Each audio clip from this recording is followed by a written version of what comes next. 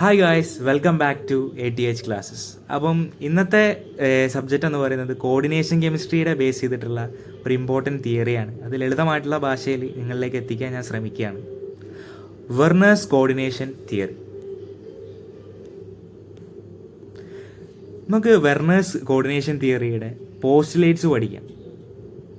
അത് postulate, according to this theory, central metal possesses two types of valences, primary valence and secondary valence. According to this theory, central മെറ്റലിന് രണ്ട് type വാലൻസുകളുണ്ട്. ഒന്നാമത്തതാണ് primary valence, രണ്ടാമത്തതാണ് secondary valence.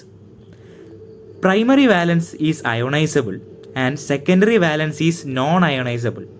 Primary valence ionisable ആണ്, secondary valence non ionisable ആണ്.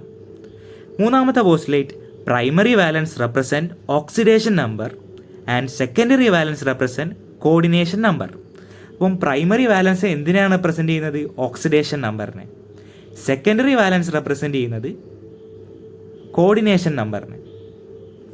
Primary valence satisfy negative ions, secondary valence satisfy negative ions or neutral molecule.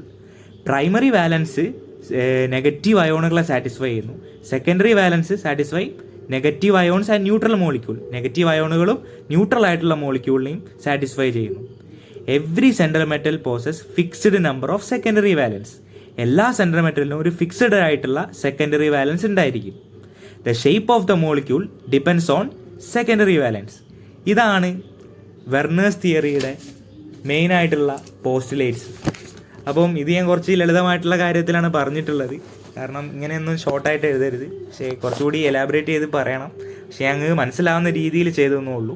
ഇനി നമുക്ക് എന്ത് തിയറി പഠിച്ചിട്ടാണെങ്കിലും അതിൻ്റെ ലിമിറ്റേഷൻ നമുക്ക് പഠിക്കണം. ലിമിറ്റേഷൻ ഓഫ് വെർണേഴ്സ് തിയറിയാണ് ഞാൻ പറയുന്നത്.